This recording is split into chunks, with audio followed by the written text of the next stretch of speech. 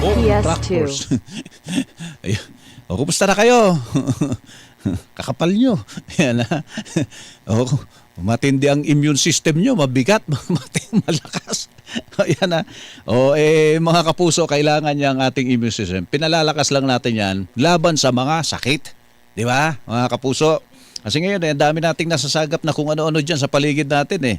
Maya-maya, magkakasakit na tayo, ubuhin na tayo, sisipunin na tayo, may allergy na tayo. Ganun po, DRPS2. mga kapuso. Kaya kailangan mag-Immunomax food supplement tayo. Mga kapuso, di ba? Immunomax food supplement.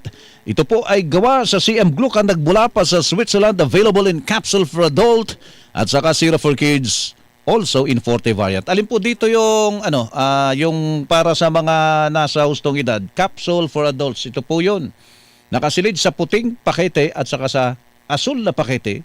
Yan, for adults siya, capsule for adults, Immunomax food supplement. Ito naman yung 40 variant ng capsule for adults, Immunomax food supplement, yung kulay asul na yan. Ito yung para sa mga bata, syrup for kids. Mga kapuso, syrup for kids. Yan, kulay orange na pakete, laman ito yung botelya, laman ng botelya, yun na po yung syrup for kids, Immunomax food supplement, 40 variant ng syrup for kids, Immunomax food supplement, ang kulay asul. Mula po sa aming studio, kahit nasan pa kayo sa mga sandali ito mga kapuso, yan po ang magandang balitang hatid po sa inyo ng Immunomax. Mahalagang paalala, ang Immunomax.